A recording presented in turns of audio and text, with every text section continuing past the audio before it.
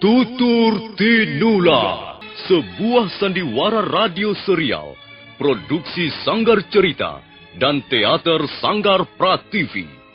Sebuah kisah dengan latar belakang sejarah runtuhnya Singasari dan berdirinya Kerajaan Majapahit. Kali ini mengetengahkan episode ketiga dengan judul Daun-Daun Bersemi Lagi. Kebo Kluyur dan Adisara terus melangkah ke arah Maisin. Setelah sepeminuman teh lamanya berjalan, mereka pun sampai di sebuah jalanan berbatu. Jalan itu menanjak dan kanan kirinya penuh ditumbuhi tanaman liar. Aku yakin sekarang kita bisa menangkap dua orang asing itu, Adisara. Menuju kemanakah jalan berbatu ini, Paman? Aku sendiri belum tahu. Tapi memang tempat ini sangat bagus untuk bersembunyi.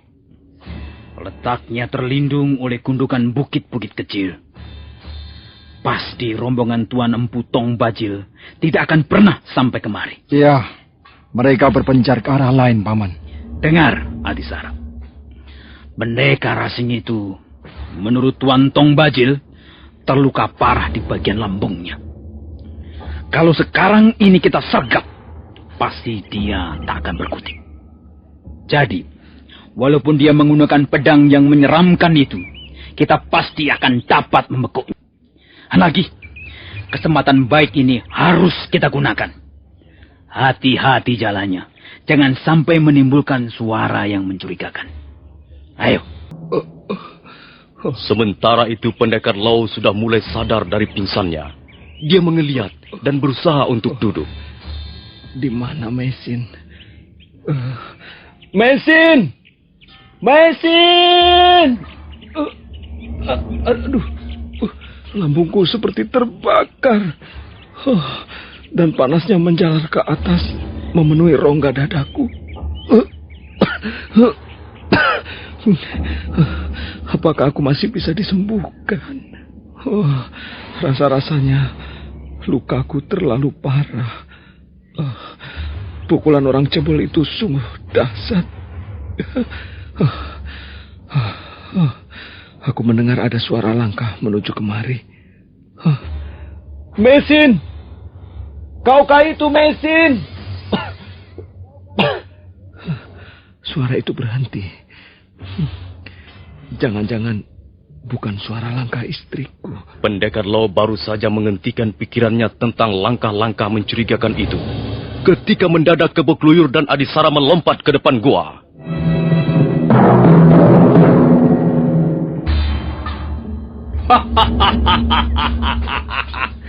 Lihat, Adisara. Benar bukan dugaanku? Pasti mereka bersembunyi di sini.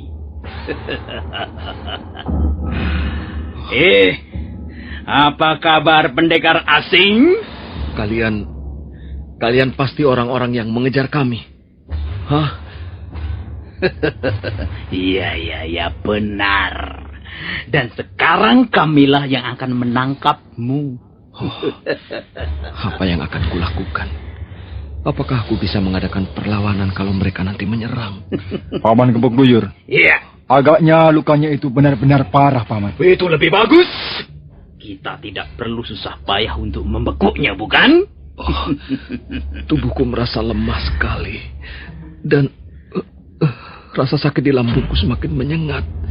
Rasanya aku tidak akan mampu lagi untuk bertempur melawan mereka. Orang asing. Kami tahu lukamu itu cukup parah. Karena itu, kami sarankan agar kau dengan sukarela menyerah. Kami tak akan membunuhmu. Bahkan kami tak akan menyakitimu. Menyerah? Apakah aku harus menyerah? Tidak, aku akan melawan. Aku harus melawan apapun yang akan terjadi. Lihat, Paman. Dia masih mencoba untuk berdiri, Paman. Dia tak bisa berbuat apa-apa lagi. Hanya dengan kemampuan berdiri sempoyongan seperti itu, dia justru akan membuat lukanya semakin berat. Apa yang kalian inginkan dariku? Cepat katakan. Kalau kau ingin agar aku menyerah, Maaf, aku tak bisa memenuhi keinginan kalian itu. Jadi kau yang sudah setengah mampus itu masih mau melawan? Gila! Pendekar Rasing ini benar-benar gila Adisara. Tapi justru kegilaannya itulah yang membuatnya lebih celaka. Ayo Adisara, sergap dia! Iya! Aduh!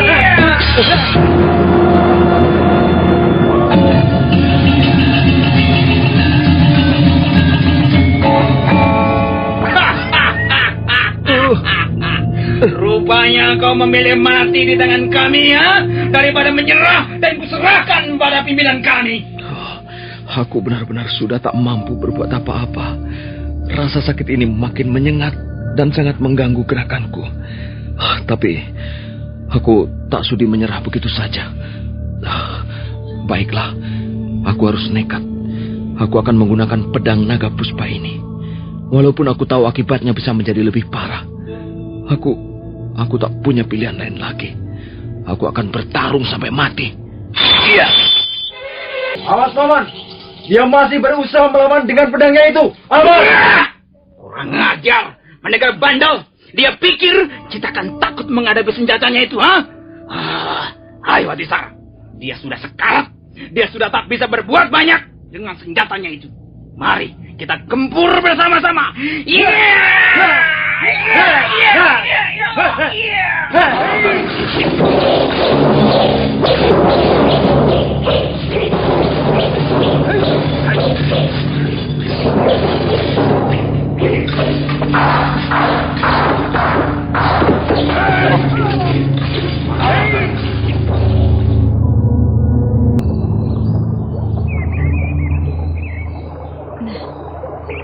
Benar dugaanku, bukan?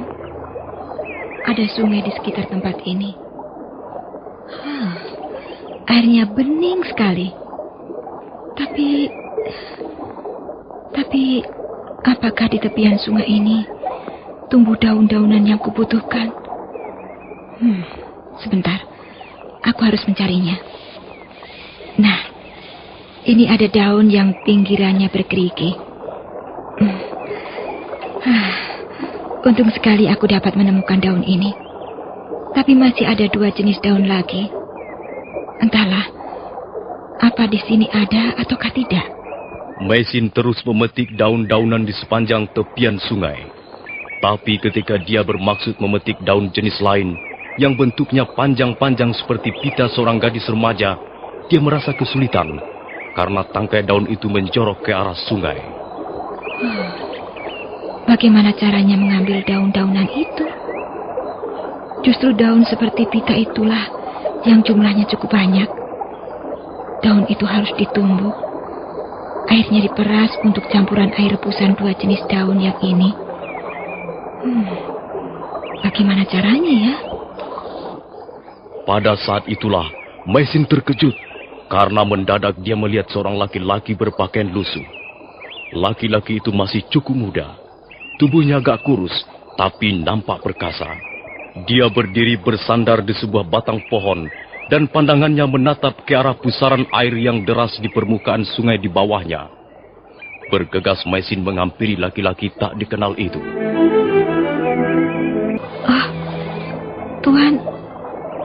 Tuan, apakah yang Tuan kerjakan di situ?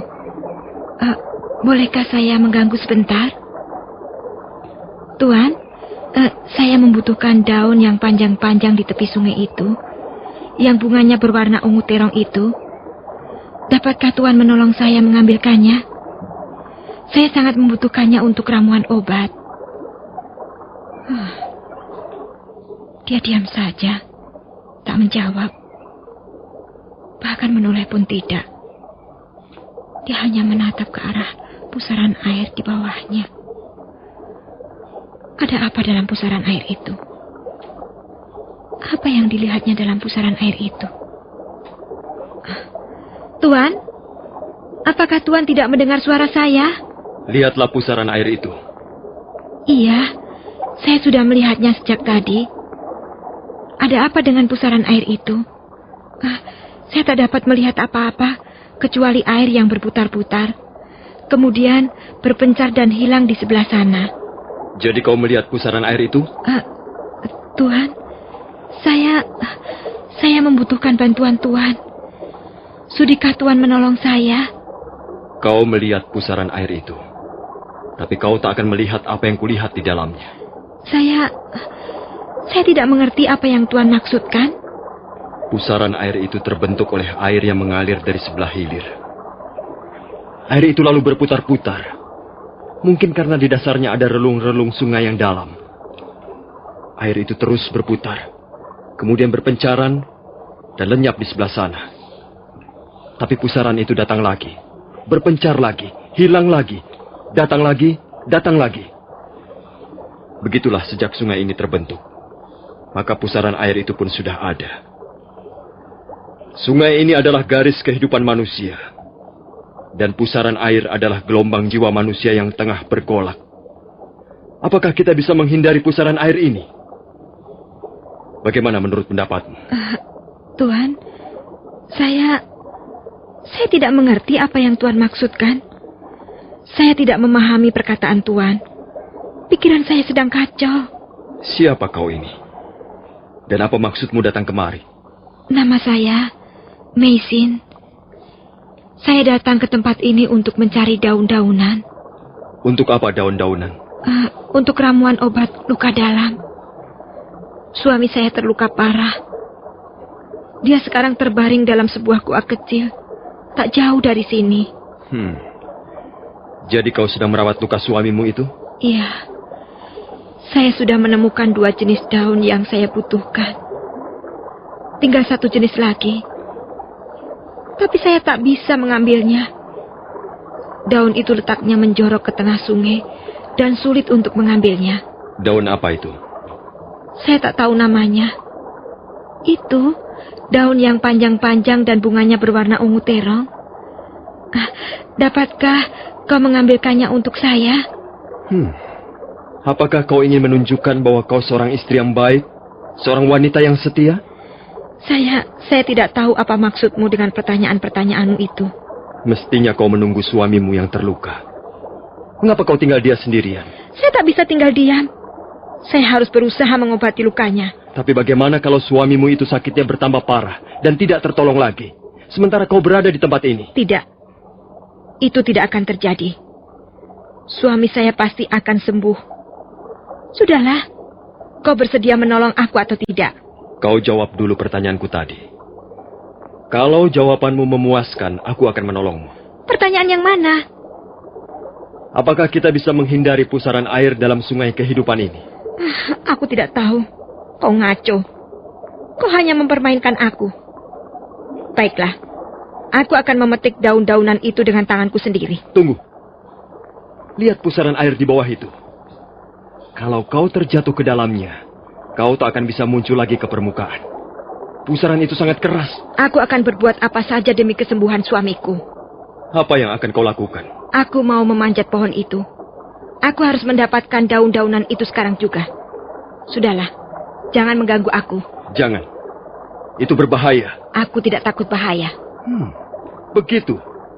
Coba, aku mau lihat. Kau sok. Kau sombong. Kau congkak. Maisin segera melompat dan berlari ke arah pohon yang dimaksudkan. Batang pohon itu tidak cukup besar untuk dipanjat orang dewasa. Karena itu, dia melengkung ketika tubuh Maisin berayun-ayun di tengahnya. Wanita itu bersedia mengorbankan nyawanya sendiri demi menyembuhkan sakit suaminya. Apakah itu yang dinamakan cinta sejati yang diberikan seorang wanita pada laki-laki? Wanita itu nekat sekali.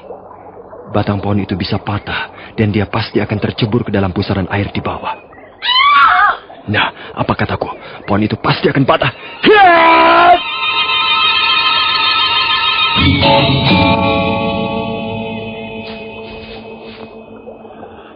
Kau memang wanita bandel. Kau terlalu berani, tapi kau kurang perhitungan. Aku harus menyelamatkan nyawa suamiku. Kau jangan menghalang-halangi aku. Aku berterima kasih sekali karena kau telah menyelamatkan aku. Tapi kumohon sekali lagi, kau jangan melarang aku. Kamu apa lagi? Aku belum mendapatkan daun-daun itu. Aku akan memanjat lagi. Kau tidak usah memanjat lagi. Lihatlah. Maisin terkejut begitu melihat tangan laki-laki itu sudah penuh pucuk-pucuk daun yang dimaksudkan. Rasa herannya masih belum habis melihat kecepatan gerak laki-laki itu ketika menyambar tubuhnya hingga tidak terjatuh ke dalam pusaran air. Dan sekarang dia menjadi lebih heran karena rupanya sambil menyambar tubuhnya, laki-laki kurus itu masih sempat menjamret beberapa tangkai daun yang dimaksudkan. Orang ini tentu memiliki kemampuan ilmu yang tinggi. Mudah-mudahan saja dia bukan berasal dari kelompok Empu Tong Bajil. Ini, ambillah. Apakah masih kurang? Tidak, Tuhan. Cukup. Ini sudah cukup banyak. Bagaimana saya harus berterima kasih pada Tuhan? Dengan menjawab pertanyaanku tadi. Apakah manusia bisa menghindari pusaran air dalam sungai kehidupan ini? Apakah Tuhan sudah mempunyai jawabannya sendiri? Aku ingin mendengar pendapatmu. Menurut pendapat saya, pertanyaan Tuhan itu terlalu mengada-ada. Maksudmu? Mengapa Tuhan mempersoalkan pusaran air? Bukankah itu ada dan nyata? Iya, benar. Saya sependapat. Dalam sungai kehidupan yang abadi ini, banyak terdapat pusaran, jeram, arus, batu-batuan, riak air, relung sungai yang dalam. Tapi untuk apa kita memikirkan soal itu? Semua itu sudah ada sebelum kita dilahirkan. Setelah kita dilahirkan, dan setelah kita semua ini lenyap kembali ke dalam dunia yang menjadi asal-usul kita. Nah, mengapa kita harus memikirkan apa yang tak patut kita pikirkan? Bukankah itu akan membuat kita susah sendiri? Ya, barangkali jalan pikiran saya ini sangat sederhana. Saya hanya meyakini satu hal.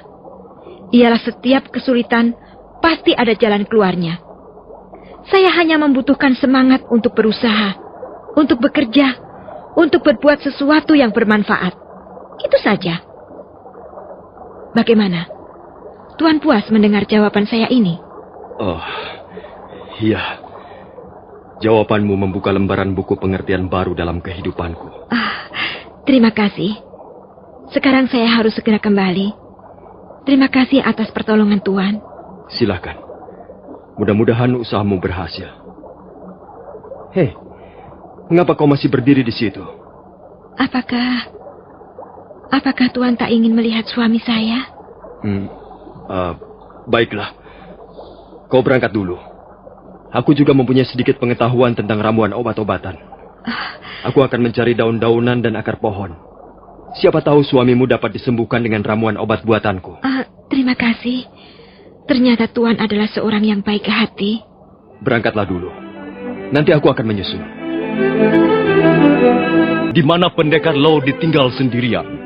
Sementara itu di tanah yang sedikit lapang di depan gua, pendekar Lo tengah bertarung mati-matian melawan Kebo Kluyur dan Adisara. Pendekar Lo nampak kewalahan menghadapi dua pendekar yang terus memerondongnya dengan serangan silih berganti. Hal itu bukan saja akibat luka dalamnya yang cukup parah, tapi juga akibat pengaruh pedang naga Puspa sendiri.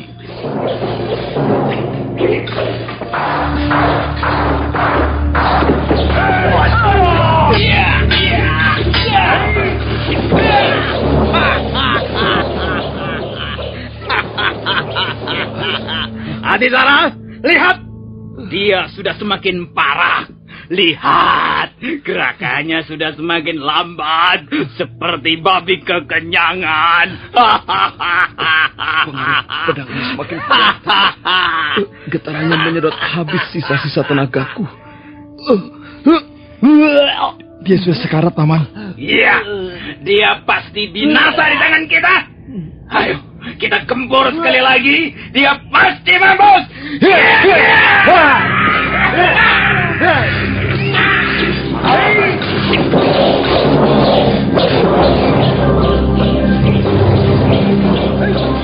Kebo Kluyur dan Adisara segera melompat ke samping. Dengan cepat dua pendekar itu menyiapkan jurus-jurusnya untuk mengakhiri perlawanan pendekar Lo yang nampak sudah sangat payah. Kebo Kluyur dan Adisara melompat ke samping hampir bersamaan. Kebo Kluyur segera menyiapkan serangan baru dengan senjata kala rantai, sementara Adisara mulai membuka jurus setan rebutan sajen. Sementara itu, pendekar Lau masih berdiri dengan sempoyongan karena pengaruh pedang naga puspa yang semakin kuat. Mari Paman Kebo Kluyur, orang ini sudah sekarat. Iya, 1 atau 2 kali gebrakan lagi, dia pasti akan terjungkal mampus Adisara. Ayo, kita mulai.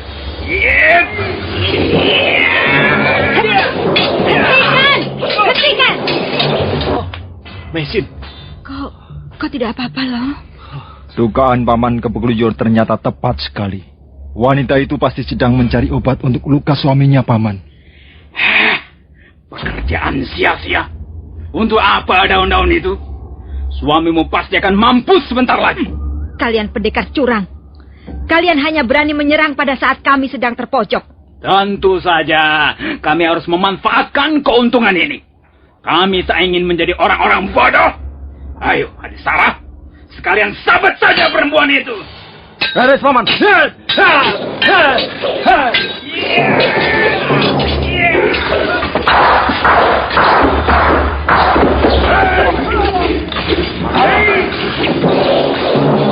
Kembali Kebo Kluyur berusaha menekan dan merobohkan pendekar Lau dengan senjata kala rantainya. Sementara itu Adisara dengan jurus-jurus setan rebutan sajen nampak berada di atas angin. Maisin hanya mampu bertahan melawan pendekar dari sila bunga ini. Belum sampai pertarungan berlangsung 10 jurus, tiba-tiba sebuah bayangan melayang dan hinggap ke tengah-tengah mereka. Pertarungan terhenti. Siapa lagi ini? Kunyuk jelek. Mengapa kau berdiri di situ? Kau tidak melihat bahwa kami sedang bertarung? Aku melihat pertarungan ini sangat menarik. Dan tiba-tiba saja aku ingin ikut serta di dalamnya. Bah! Kami bertarung di sini atas nama pemerintah Kediri. Bagus. Aku pun mempunyai alasan yang kuat mengapa tiba-tiba turun ke gelanggang pertarungan yang tidak adil ini. Katakan pertarungan ini tidak adil, iya? Iya. Kalian berdua telah menyerang seorang pendekar yang terluka. Apakah itu adil? Mereka itu pelarian. Mereka harus ditangkap dan diserahkan pada yang berwajib. Ini bukan soal keadilan. Kami adalah pengemban tugas, dan mereka adalah manusia buron yang harus segera dibekuk. Kalian seharusnya punya malu barang sedikit. Menyerang pendekar yang terluka adalah perbuatan yang sangat tercela. Sudah! Jangan banyak mulut kamu. Kalau kau masih juga berdiri di situ, kau pun akan kami bekuk. Kalau begitu, aku akan bertarung membela pendekar yang terluka ini.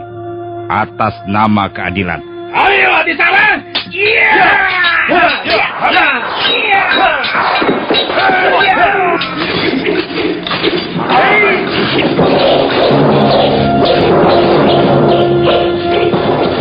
Sekarang Kebo Kluyur menghadapi pendekar yang baru saja datang. Pendekar berwajah sangar itu bertarung dengan menggunakan 2 bilah pedang. Pedang itu pendek dan lebar, seperti pemotong tulang babi. Kebo Kluyur berusaha membendung arus serangan lawannya dengan kala rantainya. Sementara itu, Adisara menghadapi Maisin dengan pendekar Lau. Pertarungan terus berlangsung dengan sengitnya. Pendekar Lau dengan sisa-sisa kekuatannya mengayunkan pedang naga puspa. Dan Maisin terus memancing Adisara agar pendekar desa sila bunga itu menjadi lengah. Siasat Maisin ternyata berhasil dengan baik. Adisara lengah. Pada saat itulah pendekar Lau menebaskan pedang naga puspa ke arah lehernya.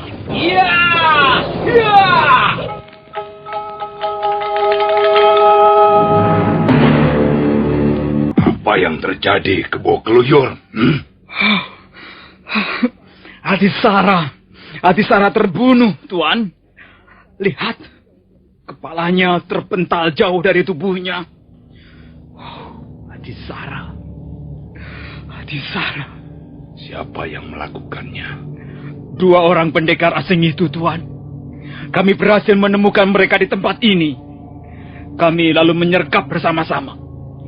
Tapi kemudian ada seorang pendekar lain, entah dari perguruan mana, datang membantu. Jadi tikus-tikus busuk itu bersembunyi di sini, ya? Benar, Tuan. Tapi sekarang mereka sudah kabur lagi.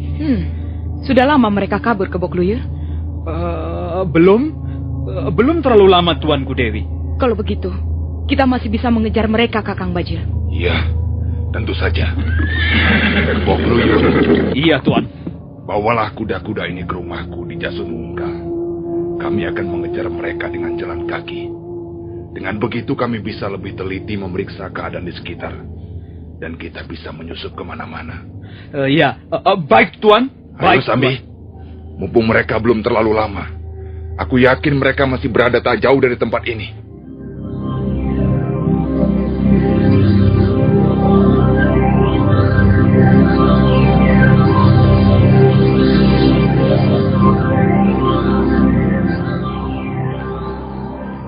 Iya, aku ingat.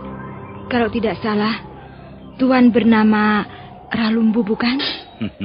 Dan bukankah kita pernah bertemu di tepi hutan tarik? Iya, benar-benar. Saya memang Ralumbu.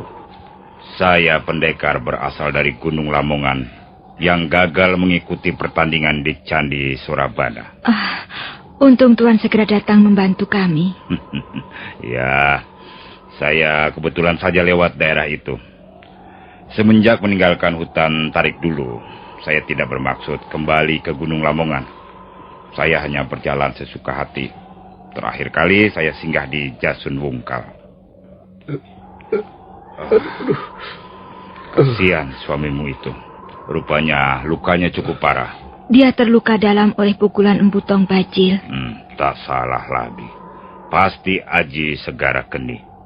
Ilmu orang cebol itu memang sudah terkenal sejak dulu. Dia memang pendekar hebat, pilih tanding. Tapi sayang, wataknya buruk dan seringkali tidak satria. Tuan Ralumbu, mengapa Tuan tidak segera kembali ke perguruan Tuan? Saya selalu ingat kata-katamu dulu. Saya menjadi gelisah. Saya pikir langkah saya selama ini telah keliru. Bertahun-tahun saya menimbun ilmu. Dan saya bangga setiap menemukan jurus-jurus baru yang lebih hebat. Tapi setelah pertemuan denganmu dulu, setelah jurus saya tak berdaya melawan ilmu pedangmu, saya menjadi kesal. Tapi juga lalu sadar, apa sebenarnya artinya semua ini. Saya menyesal telah membuang waktu saya yang berharga, hanya untuk menumpuk sanjungan dan pujian. Sekarang saya baru sadar, bahwa semua itu hanyalah kata-kata kosong. Sanjungan dan pujian hanya berumur pendek. Karena itu, saya ingin mengisi hidup saya dengan hal-hal yang lebih bermanfaat. Iya, Tuan benar sekali. Saya pun berpendapat begitu.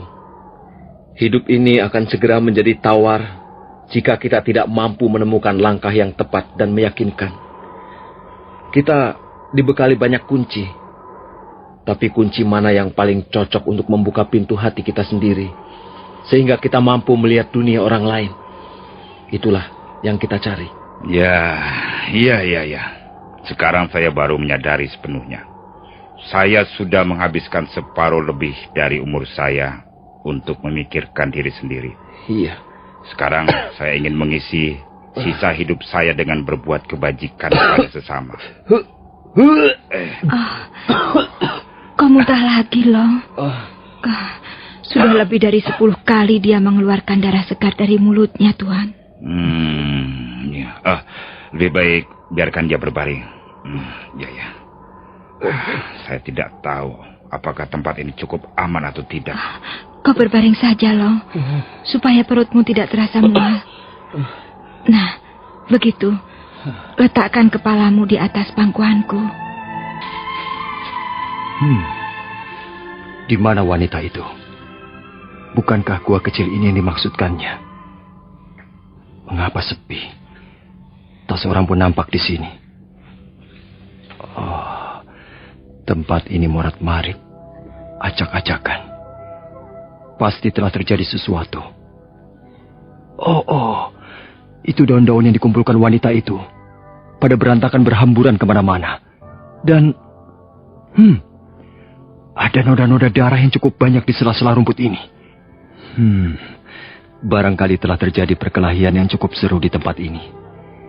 Dan jangan-jangan wanita dan suaminya itulah yang menjadi sasaran. Baik, akan kuikuti jejak kaki ini. Tapi aku harus hati-hati, karena rupanya di sekitar tempat ini telah berkeliaran para pembunuh.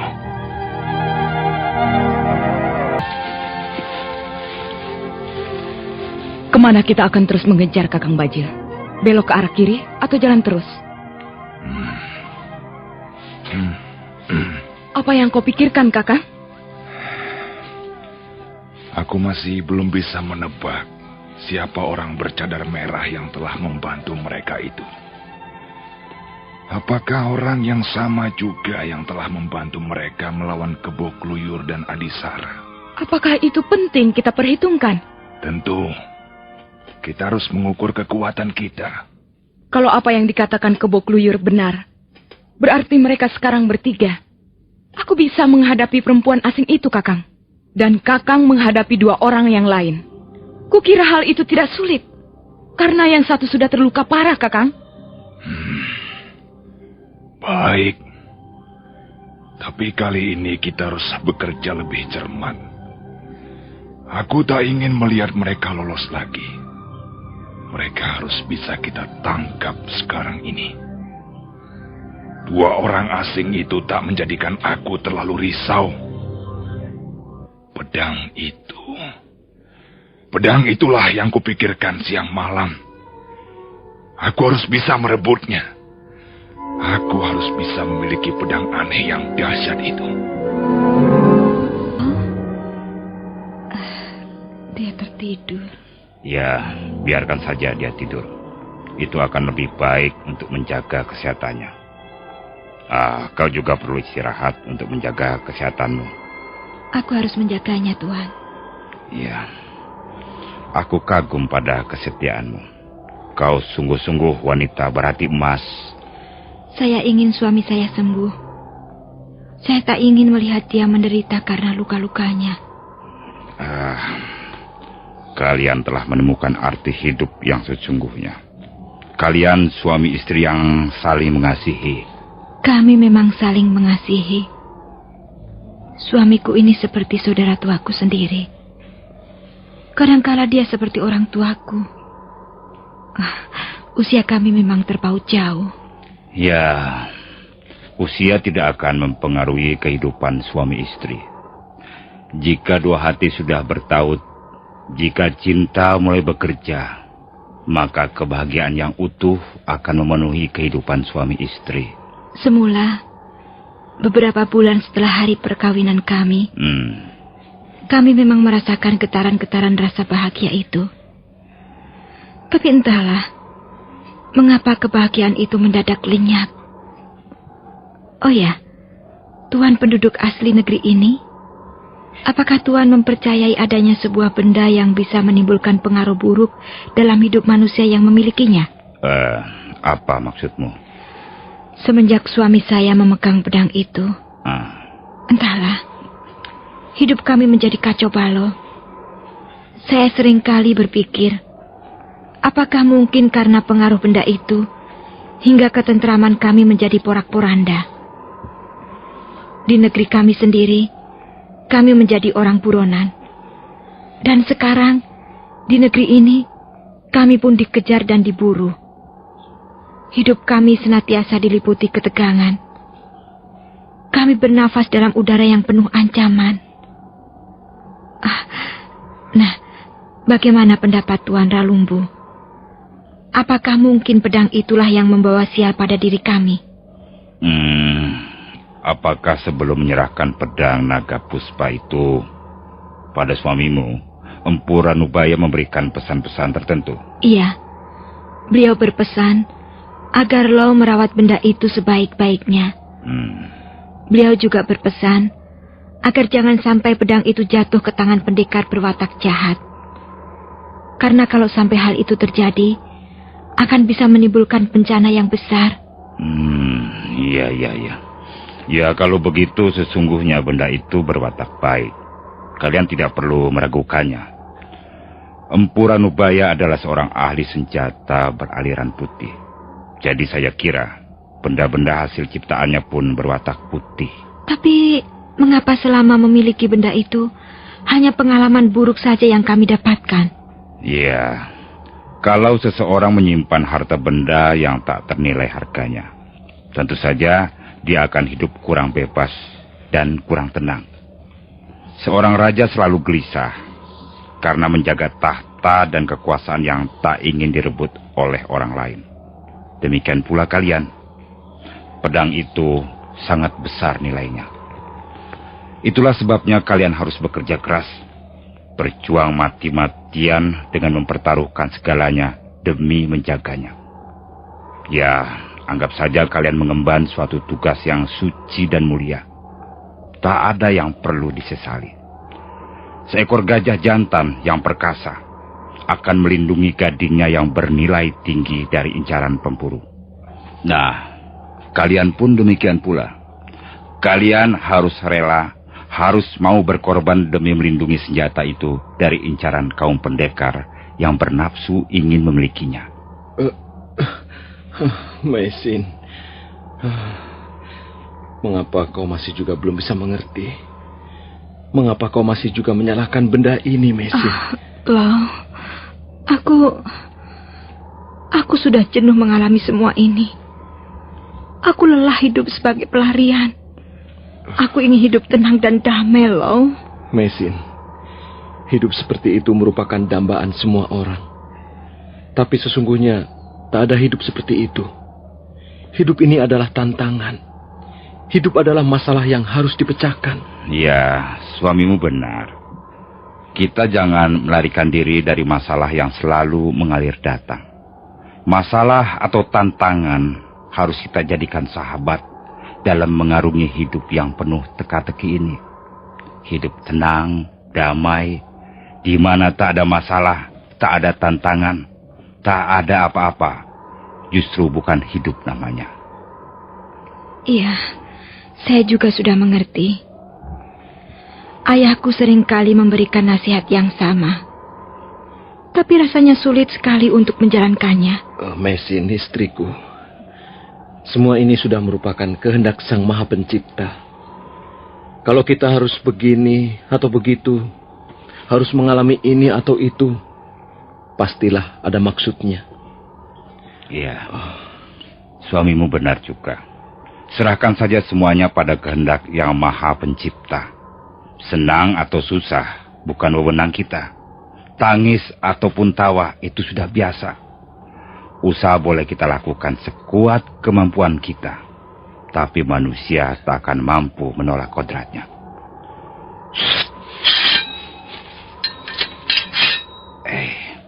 Aku mendengar gemersik rumput terinjak kaki-kaki manusia. Pendekar Lau, Mesin dan Ralumbu bersembunyi di sebuah celah tebing sungai yang sempit. Ralumbu segera melangkah dengan hati-hati keluar celah. Telinganya dipasangnya baik-baik. Sementara kedua belah telapak tangannya mencengkram pedang pendek. Belum sampai 3 depa jauhnya dia melangkah dari arah samping kiri tebing berlompatan 2 bayangan manusia.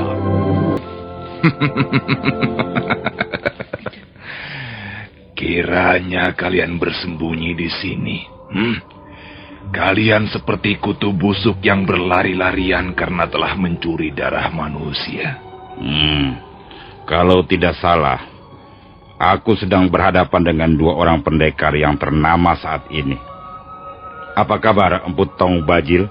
Dan kau bertambah cantik saja, Dewi Sambi. Lihat, Kakang. Bukankah dia ini Ralumbu? Iya. 2 buah pedang pendek seperti itu. Milik siapa lagi kalau bukan milik pendekar dari Gunung Lamongan? Apa urusanmu di tempat ini, Ralumbu? Iya, aku hanya berjalan-jalan saja. Dan kebetulan aku bertemu dengan 2 orang sahabatku.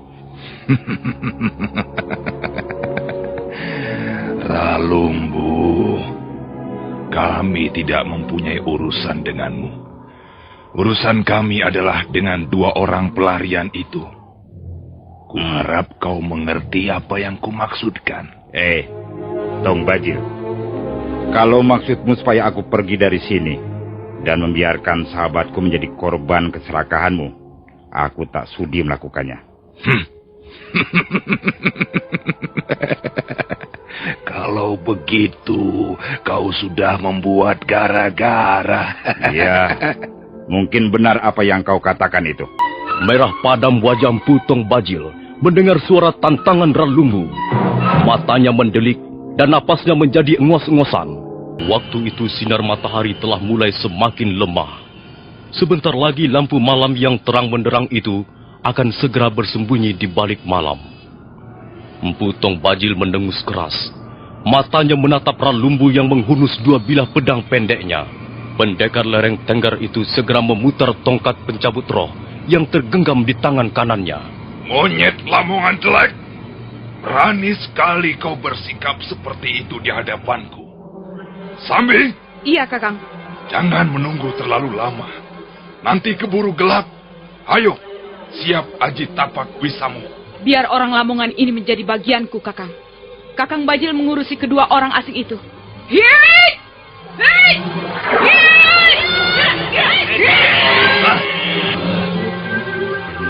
Wisamu nampaknya semakin maju. Hampir saja aku tak bisa mengikuti kecepatan jurus-jurus mautmu, Dewi Sambi. Kau tidak perlu memuji aku, Ralumbu. Kita berdiri di pihak yang saling bertentangan.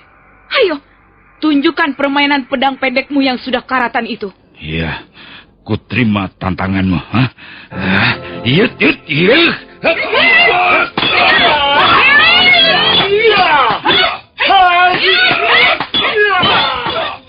Dewi Sambi memburu Ralumbu dengan jurus-jurus tapak wisanya yang ganas dan mematikan. Sementara Lumbu berusaha menahan dengan dua bilah pedang pendeknya. Di senja hari yang mulai turun perlahan itu, terjadilah pertarungan sengit. Pendekar Lo merasa kewalahan, membendung ayunan tongkat pencabut roh milik Empu Tong Bajil. Sementara Mesin mencoba menyerang sambil berusaha melindungi suaminya. Suatu ketika Ralumbu kecele, karena Dewi Sambi cepat berkelit menghindari gempuran yang bertubi-tubi. Empu Tong Bajil melihat kesempatan baik itu, maka dia memutar langkahnya dan berbalik menyerang Ralumbu. Ralumbu tergagap sebentar untuk kemudian.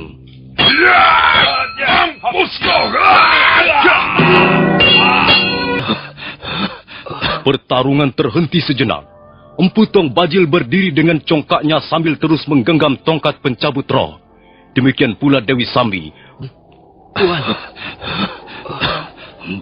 Maaf, aku hanya bisa membuat kalian. Aku tidak menyesal. Aku merasa tenang dan bahagia karena di saat-saat akhir hayatku, aku masih bisa berbuat sesuatu yang bagus.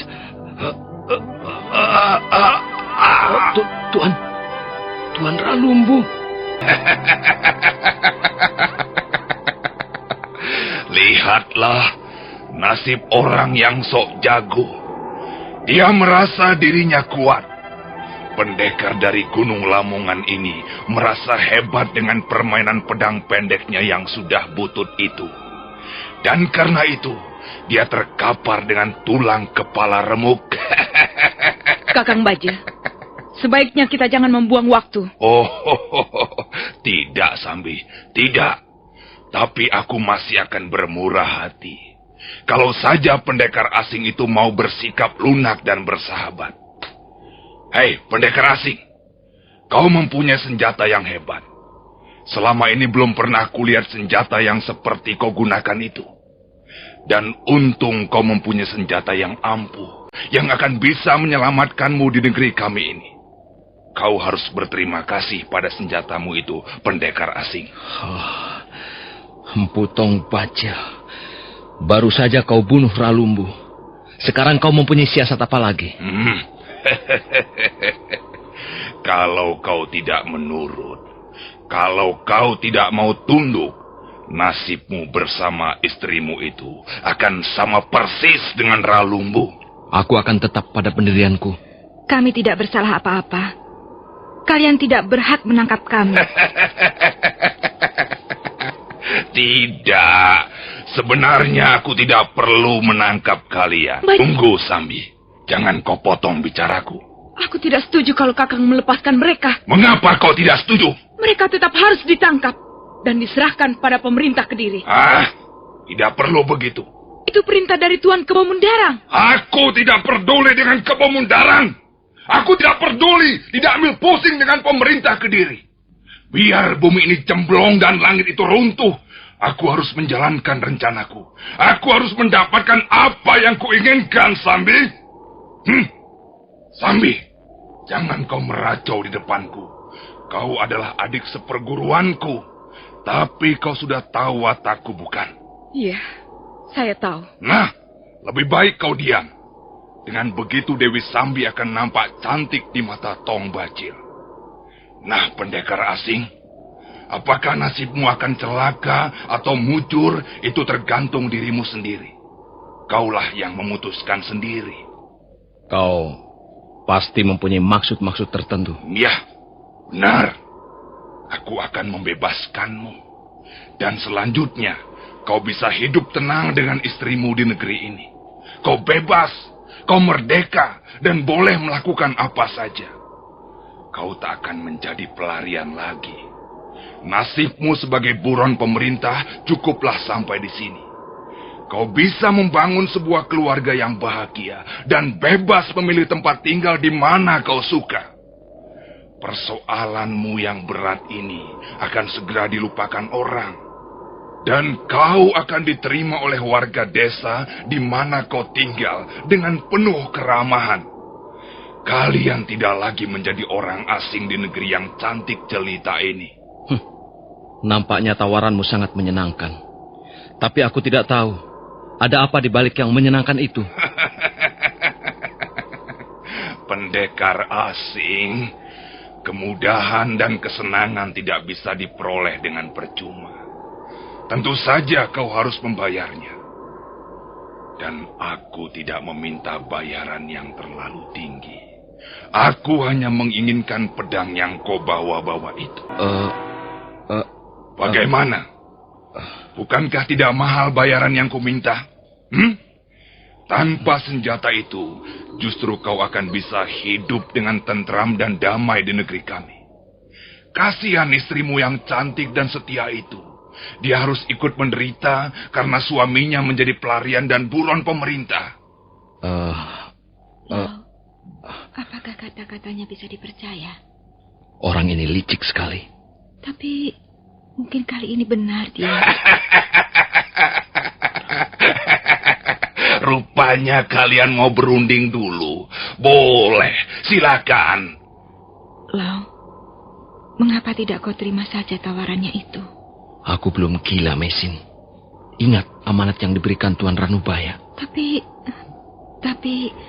kita tidak mempunyai pilihan lain.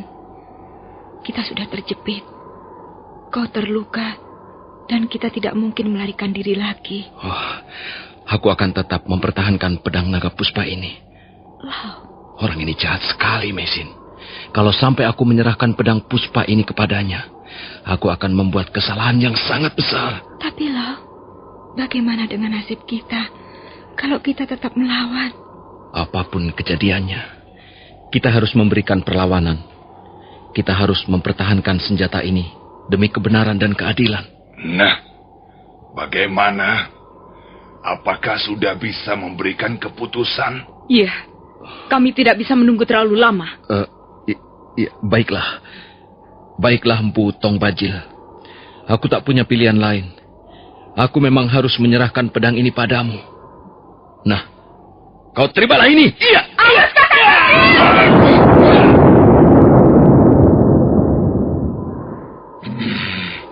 Tikus busuk, kurang ajar.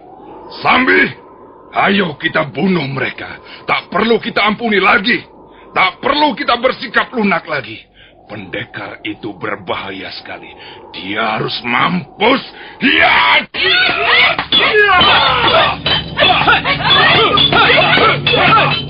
Dengan geram Empu Tong Bajil segera menyerang pendekar Lau. Tongkat pencabut roh menjambar kiri kanan membuat pendekar Lau terpaksa memeras tenaganya. Dia nampak semakin lemah. Sambil bertarung, sekali waktu dia melompat untuk melindungi istrinya dari sergapan Aji Tapak Wisa. Hari telah hampir gelap. Cahaya mentari semakin pudar. Empu Tong Bajil mengerahkan kemampuan Aji Segara Geni untuk menyudahi perlawanan musuh-musuhnya. Pada saat itulah, dari balik rimbunan pohon-pohon melayang sebuah bayangan. Bayangan itu langsung mengentakkan kakinya ke dinding tebing dan berbalik menghantam punggung Empu Tong Bajil.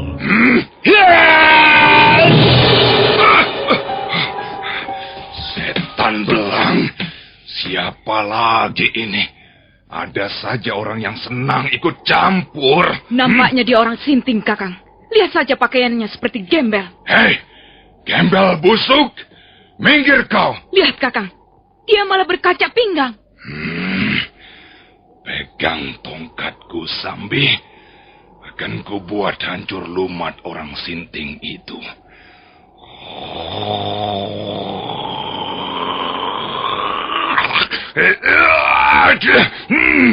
Kalau kau tidak juga mau pergi, jangan menyesal, gembel busuk.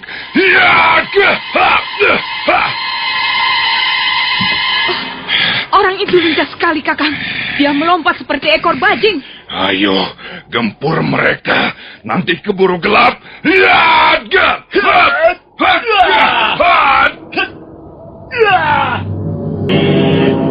Orang yang disebut gembel busuk, yang sebenarnya pernah ditemui Mesin ketika mencari daun-daunan itu memang lincah sekali. Dia jarang menyerang, tapi gerakannya seringkali mematikan pukulan lawan.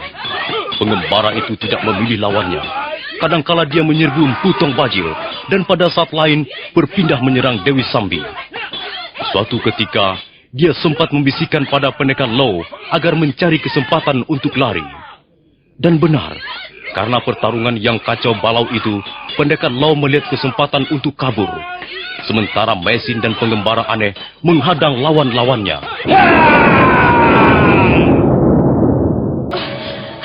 Mereka semuanya kabur, Kakang. Setan alas. Gara-gara gembel busuk itu, rencanaku berantakan. Siapa gembel busuk itu, Kakang? Kau tidak mengenal jurus-jurusnya? Jurusnya aneh dan cepat sekali. Jelas, dia menggunakan aji seipi angin untuk menunjang kecepatan geraknya itu. Entah siapa orang itu.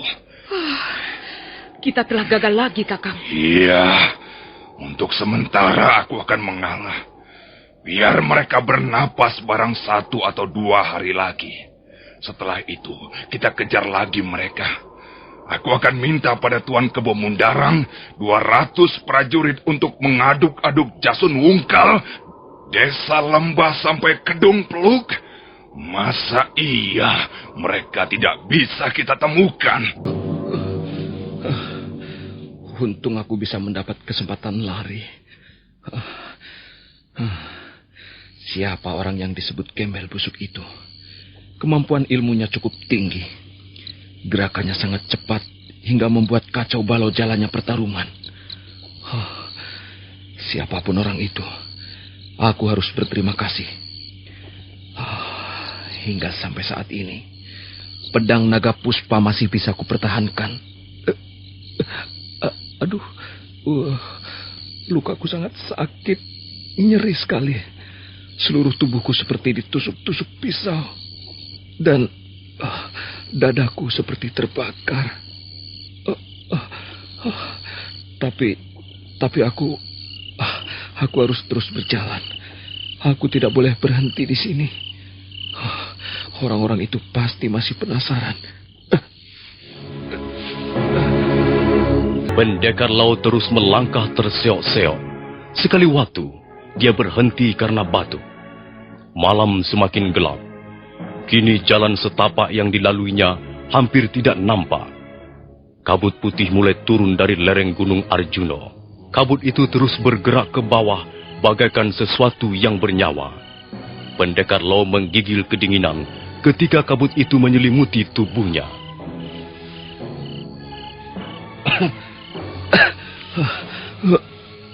Aduh, dingin sekali udara di daerah ini. Kemana aku harus berjalan lagi? Tak kulihat apa-apa kecuali kabut putih yang tebal bersusun-susun. Apa yang harus kulakukan?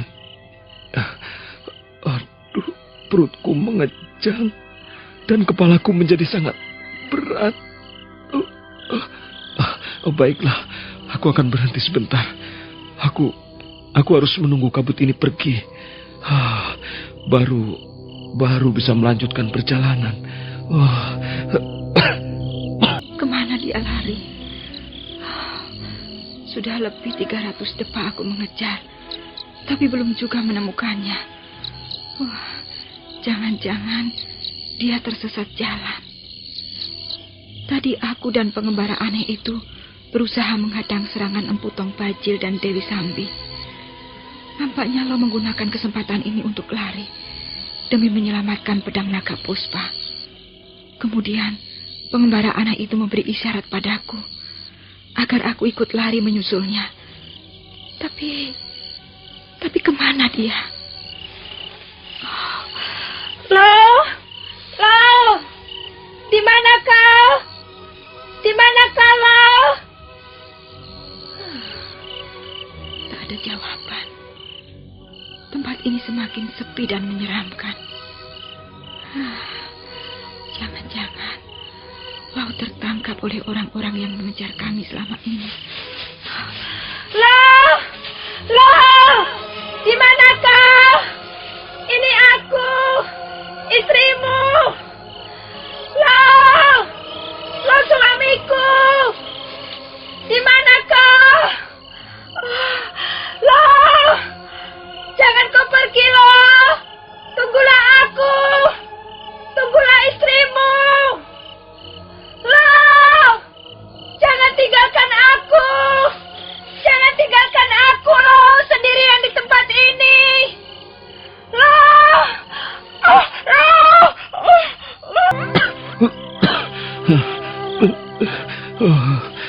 Kabut ini tidak mau pergi juga. Aku bisa mati kejang di sini. Dinginnya bukan main. Kalau begini, lebih baik aku berjalan lagi. Mungkin di sekitar tempat ini ada sebuah goa yang bisa untuk menghangatkan tubuh. Pendekar Lau lalu mencoba untuk bangkit. Dia nampak sudah sangat payah ketika tubuhnya mulai merayap menembus gumpalan kabut dingin. Mendadak, tolong!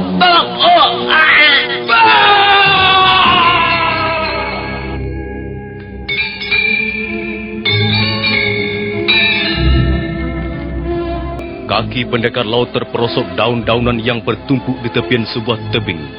Tubuhnya segera tergulir dan melayang dalam kabut putih. Nah, para pendengar sekalian, bagaimana kisah selanjutnya? Apa yang akan terjadi dengan pendekar Lau dan apa yang dialami Mesin? Silakan menantikan seri berikutnya. Sampai jumpa.